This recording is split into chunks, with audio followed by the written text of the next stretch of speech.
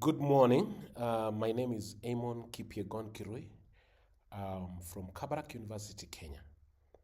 Today, I will be presenting my research on the intersection of digital political economy and African musicology. We often hear that the internet has democratized music, that anyone with a laptop can be a global star. My research challenges this narrative. I will be examining specifically how digital streaming platforms, DSPs, like Spotify, are just not delivering African music to the world, but actively reshaping it to fit an economic logic. I call this process refracting the local, specifically looking at the Nairobi music scene. When DSPs like Spotify and Bloomplay entered the African market, they were hailed as liberators. They promised to break the stronghold of traditional gatekeepers like corrupt radio DJs and piracy networks. The idea was simple: upload your music and the world decides. However, my research uncovers a paradox. While the distribution infrastructure has been democratized, what I mean is everyone or anyone can upload, the architecture of discovery has been enclosed by opaque algorithms. I argue that these platforms are not just neutral pipes or libraries. They are active, opinionated mediators. Using Rojas Benjamin's framework, they function as a new gym code, automated systems that hide bias behind a facade of technical objectivity, forcing local identities to conform to global standards. I ground this study in the theory of digital colonialism by Quates. Historically, colonialism was about extracting minerals and resources. Today, it is about extracting data and attention.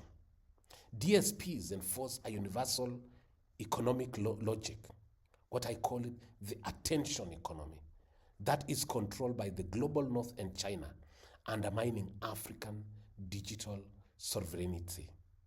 The new Jim Code, that is by Benjamin, a concept is crucial here. It explains how algorithms reproduced inequality. In the context of music, the recommendation engine isn't just picking good songs. It's picking songs that fit a specific engagement profile. This creates a new form of gatekeeping. The African Hits playlist, for example, becomes a gatekeeper that marginalizes hyperlocal genres like the Kenyan benga because they don't fit the local standard required for seamless background listening. Nairobi artists are currently in a precarious position. They are squeezed between Western pop standards and a double hegemony on the continent. The dominance of West African Afrobeats and South African Amapiano. To survive, Nairobi music must achieve paisability.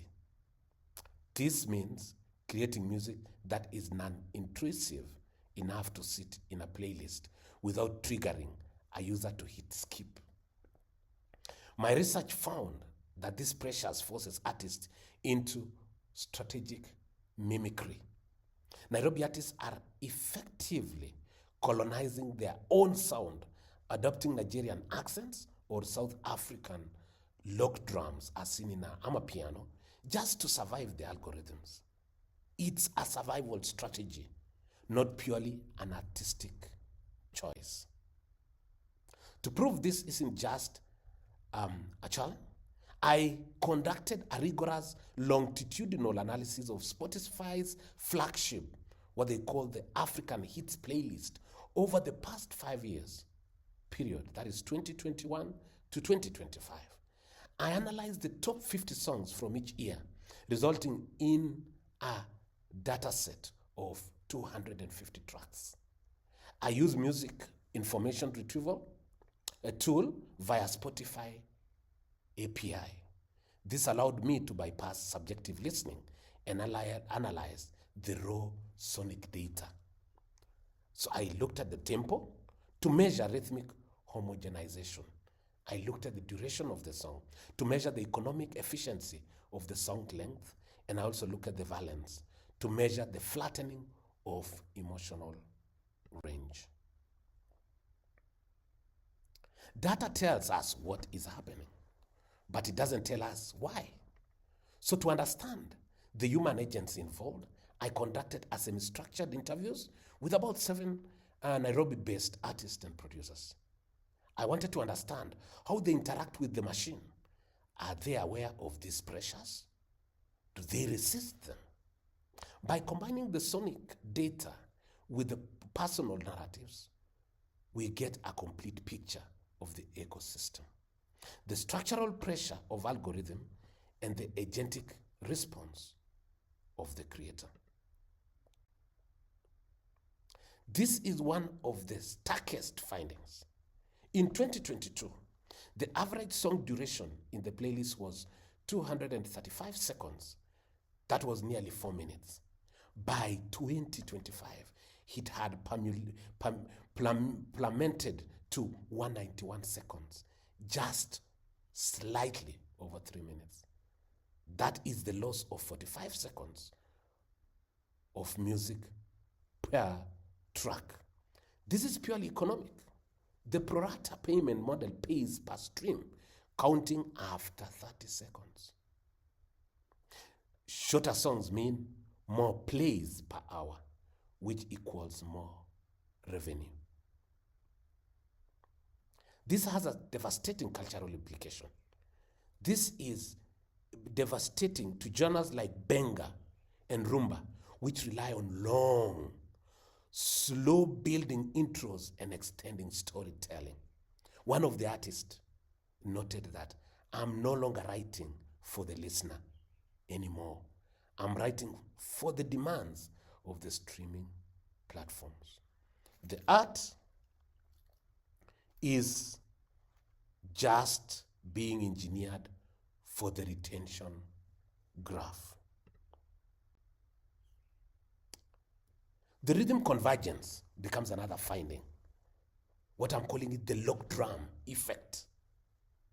In 2021, the playlist was rhythmically diverse, ranging from the Afro Soul, that was 90 beats per minute, to fast Afro House, that is slightly above 125 beats per minute.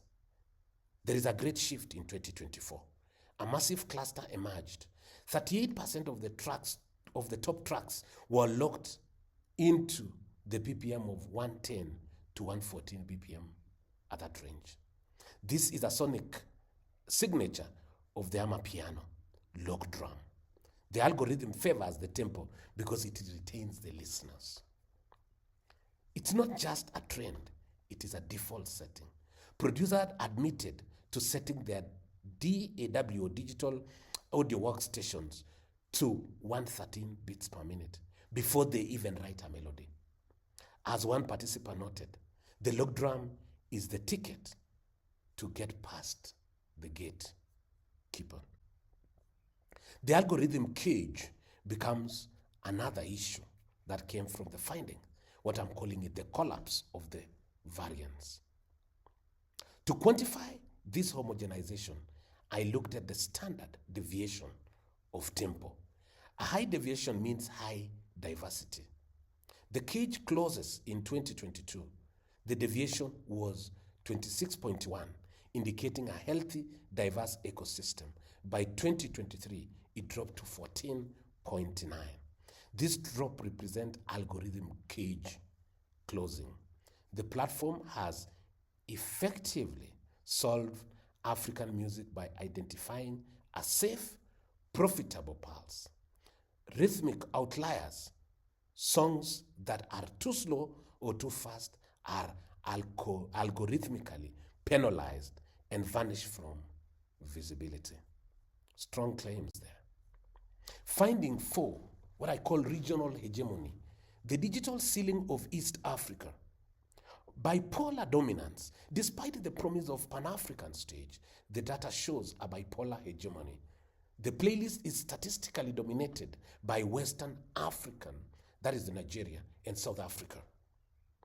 East Africa artists face a digital ceiling. Our local sounds don't fit in the 2 dominant profiles.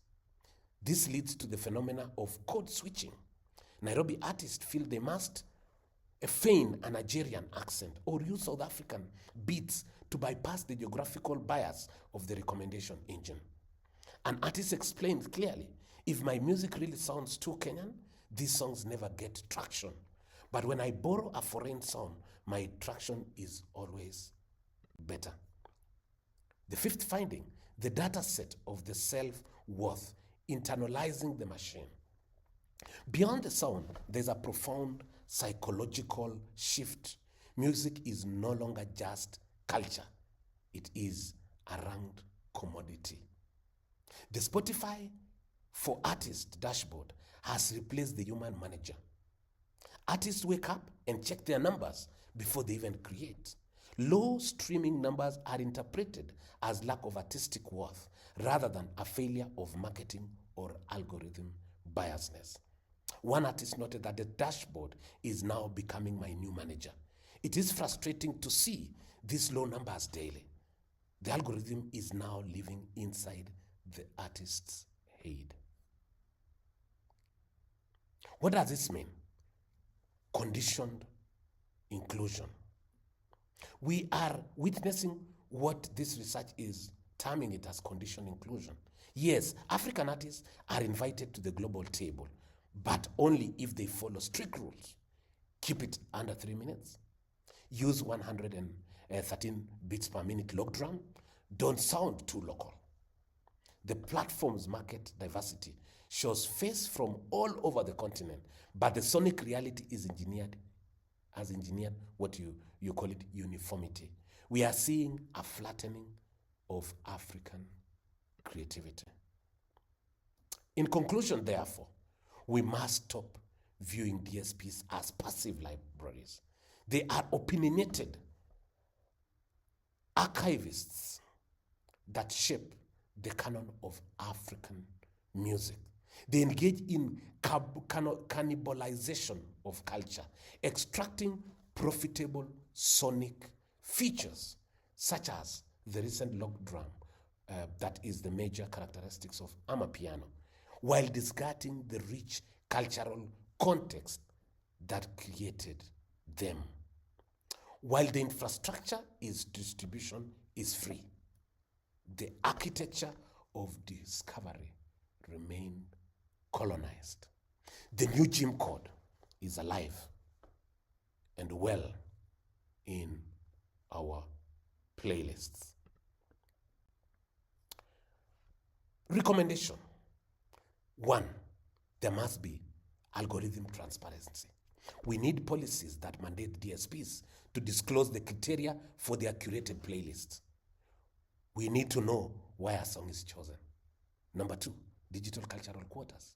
Similar to South Africa's proposed 30% of the local content quotas, we need digital quotas to ensure Kenyan content is visible to Kenyan users, breaking the continental hegemony. User-centric payment. We must shift from pro rata model, which favors short pop tracks, to a user-centric model. If I only listen to Benga, my subscription fee should go to Benga artist, not the global pop star I never streamed. Indigenous infrastructure. Finally, we need to build our own digital archives and platforms that respect the nuances of the African data. Thank you for listening to me. Once again, I'm Amon Kirui from Kabarak University. You can reach me at the email displayed. I'm now happy to take any question regarding methodology, data, or implications of this research. Thank you so much.